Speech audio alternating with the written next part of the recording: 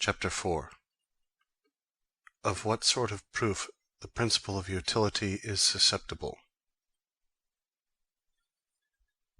It has already been remarked that questions of ultimate ends do not admit of proof, in the ordinary acceptation of the term.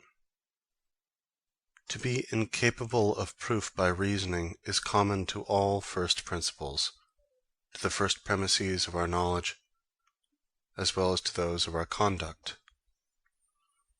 But the former, being matters of fact, may be the subject of a direct appeal to the faculties which judge of fact, namely, our senses and our internal consciousness. Can an appeal be made to the same faculties on questions of practical ends, or by what other faculty is cognizance taken of them? Questions about ends are, in other words, questions what things are desirable. The utilitarian doctrine is that happiness is desirable, and the only thing desirable as an end, all other things being only desirable as means to that end. What ought to be required of this doctrine? What conditions is it requisite that the doctrine should fulfill to make good its claim to be believed? The only proof capable of being given that an object is visible is that people actually see it. The only proof that a sound is audible is that people hear it, and so of the other sources of our experience. In like manner, I apprehend, the sole evidence it is possible to produce that anything is desirable is that people do actually desire it. If the end which the utilitarian doctrine proposes to itself were not, in theory and in practice, acknowledged to be an end, nothing could ever convince any person that it was so. No reason can be given why the general happiness is desirable, except that each person, so far as he believes it to be attainable, desires his own happiness. This, however, being a fact, we have not only all the proof which the case admits of, but all which it is possible to require, that happiness is a good, that each person's happiness is a good to that person, and the general happiness, therefore, a good to the aggregate of all persons. Happiness has made out its title as one of the ends of conduct, and, consequently, one of the criteria of morality. But it has not, by this alone, proved itself to be the sole criterion. To do that, it would seem, by the same rule, necessary to show, not only that people desire happiness, but that they never desire anything else.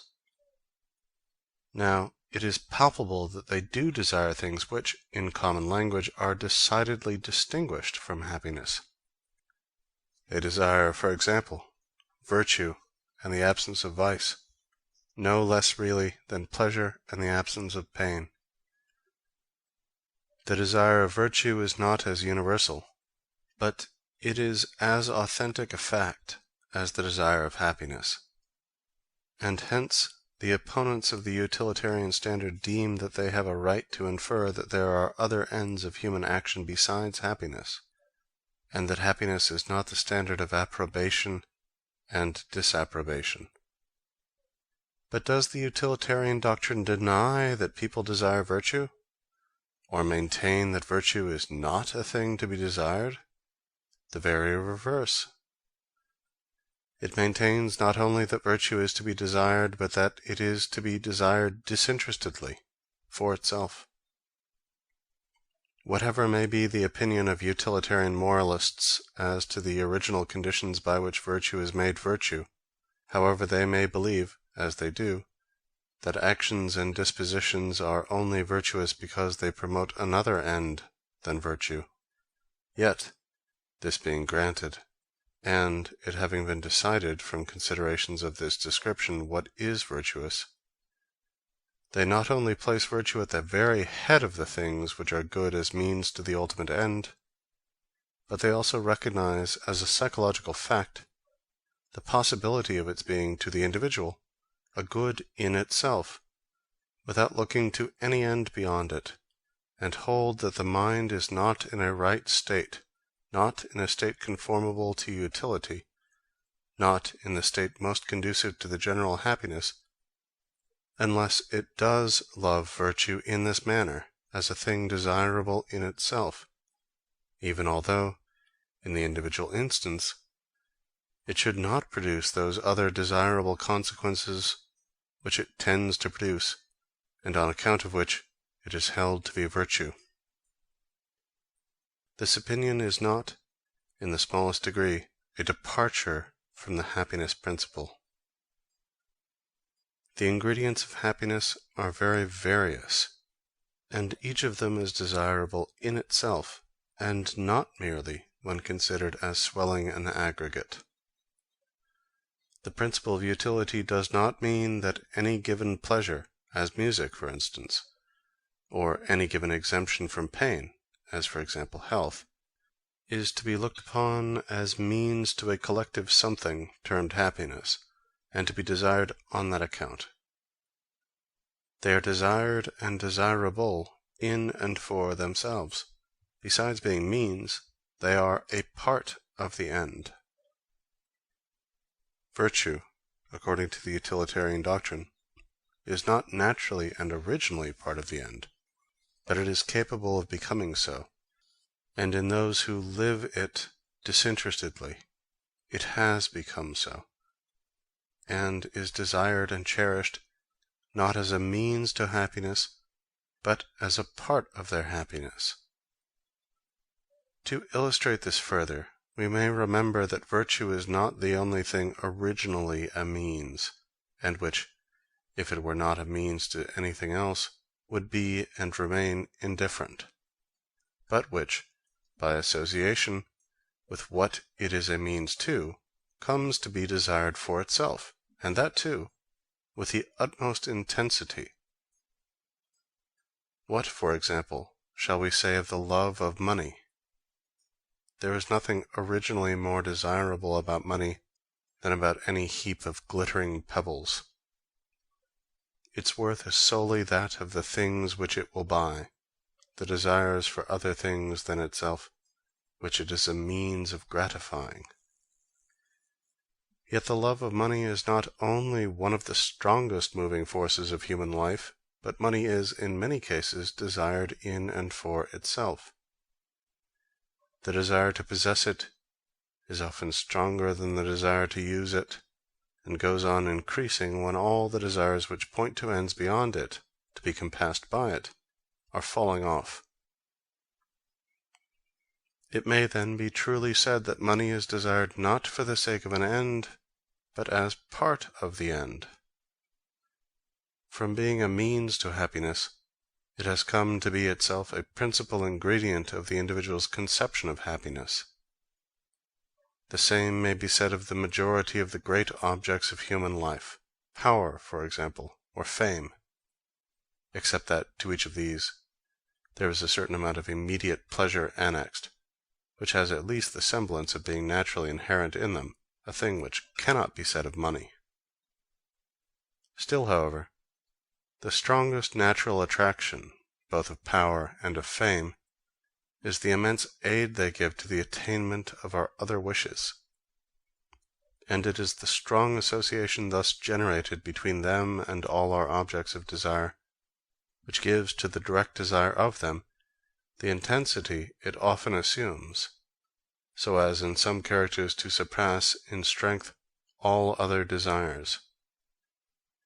In these cases the means have become a part of the end, and a more important part of it than any of the things which they are means to. What was once desired as an instrument for the attainment of happiness has come to be desired for its own sake. In being desired for its own sake, it is, however, desired as part of happiness. The person is made, or thinks he would be made, happy by its mere possession, and is made unhappy by failure to obtain it. The desire of it is not a different thing from the desire of happiness any more than the love of music or the desire of health. They are included in happiness. They are some of the elements of which the desire of happiness is made up. Happiness is not an abstract idea, but a concrete whole, and these are some of its parts. And the utilitarian standard sanctions and approves their being so. Life would be a poor thing, very ill provided with sources of happiness, if there were not this provision of nature by which things originally indifferent, but conducive to, or otherwise associated with, the satisfaction of our primitive desires, become in themselves sources of pleasure more valuable than the primitive pleasures, both in permanency, in the space of human existence that they are capable of covering, and even in intensity.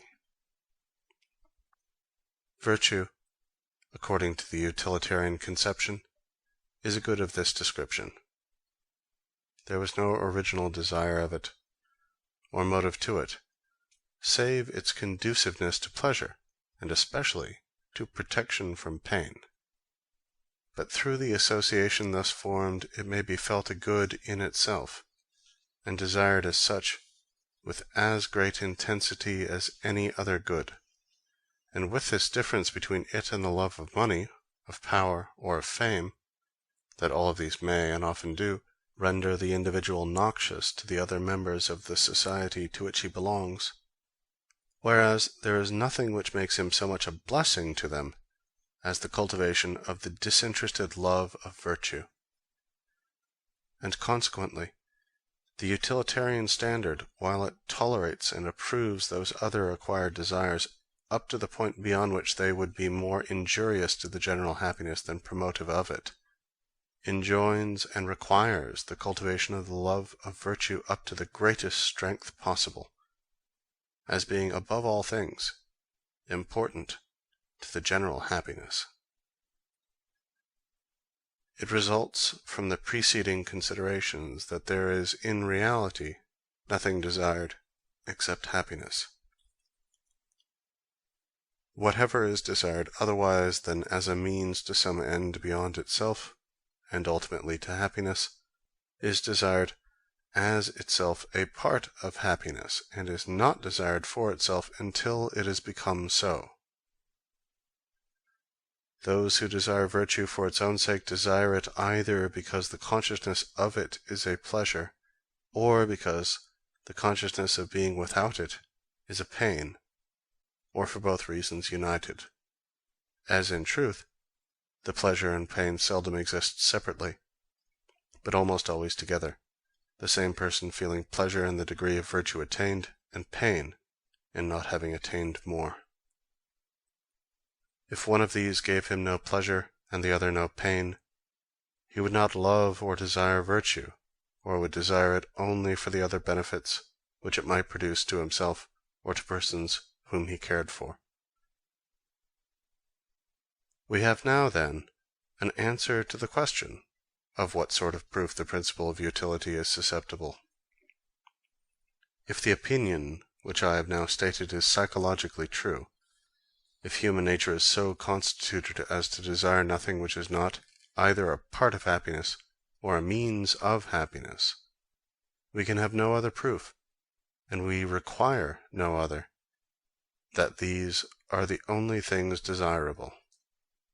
If so, happiness is the sole end of human action, and the promotion of it the test by which to judge of all human conduct. From whence it necessarily follows that it must be the criterion of morality, since a part is included in the whole.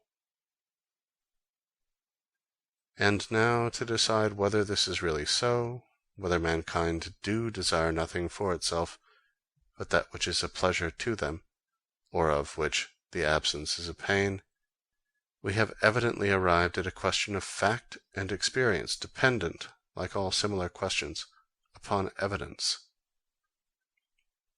It can only be determined by practiced self-consciousness and self-observation, assisted by observation of others. I believe that these sources of evidence, impartially consulted, will declare that desiring a thing and finding it pleasant, aversion to it and thinking of it as painful, are phenomena entirely inseparable, or, rather, two parts of the same phenomenon. In strictness of language, two different modes of naming the same psychological fact, that to think of an object as desirable, unless for the sake of its consequences, and to think of it as pleasant, are one and the same thing, and that to desire anything except in proportion as the idea of it is pleasant, is a physical and metaphysical impossibility. So obvious does this appear to me that I expect it will hardly be disputed, and the objection made will be, not that desire can possibly be directed to anything ultimately, except pleasure and exemption from pain, but that the will is a different thing from desire, that a person of confirmed virtue, or any other person whose purposes are fixed, carries out his purposes without any thought of the pleasure he has in contemplating them, or expects to derive from their fulfillment, and persists in acting on them, even though these pleasures are much diminished by changes in his character, or decay of his passive sensibilities, or are outweighed by the pains which the pursuit of the purposes may bring upon him. All this I fully admit, and have stated it elsewhere as positively and emphatically as anyone. Will, the active phenomenon, is a different thing from desire, the state of passive sensibility, and, though originally an offshoot from it, may in time take root and detach itself from the parent stock, so much so that in the case of a habitual purpose, instead of willing the thing because we desire it, we often desire it only because we will it. This, however, is but an instance of that familiar fact, the power of habit, and is nowise confined to the case of virtuous actions. Many indifferent things which men originally did from a motive of some sort, they continue to do from habit. Sometimes this is done unconsciously, the consciousness coming only after the action; at other times with conscious volition, but volition which has become habitual, and is put in operation by the force of habit, in opposition perhaps to the deliberate preference, as often happens with those who have contracted habits of vicious or hurtful indulgence. Third and last comes the case in which the habitual act of will in the individual instance is not in contradiction to the general intention prevailing at other times, but in fulfillment of it, as in the case of the person of confirmed virtue, and of all who pursue deliberately and consistently any determinate end. The distinction between will and desire thus understood is an authentic and highly important psychological fact. But the fact consists solely in this, that will, like all other parts of our constitution, is amenable to habit, and that we may will from habit what we no longer desire for itself, or desire only because we will it.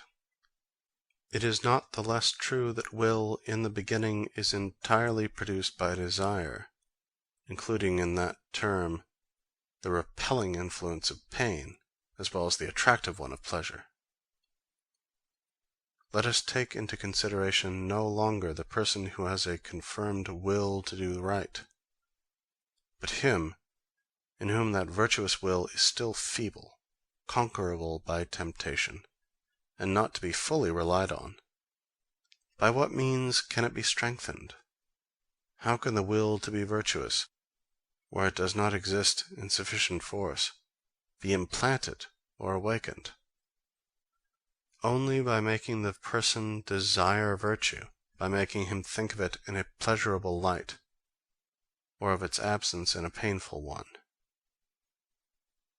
It is by associating the doing right with pleasure, or the wrong with pain, or by eliciting and impressing and bringing home to the person's experience the pleasure naturally involved in the one, or the pain in the other, that it is possible to call forth that will to be virtuous which, when confirmed, acts without any thought of either pleasure or pain. Will is the child of desire, and passes out of the dominion of its parent only to come under that of habit. That which is the result of habit affords no presumption of being intrinsically good, and there would be no reason for wishing that the purpose of virtue should become independent of pleasure and pain, were it not that the influence of the pleasurable and painful associations, which prompt to virtue, is not sufficiently to be depended on for unerring constancy of action until it has acquired the support of habit.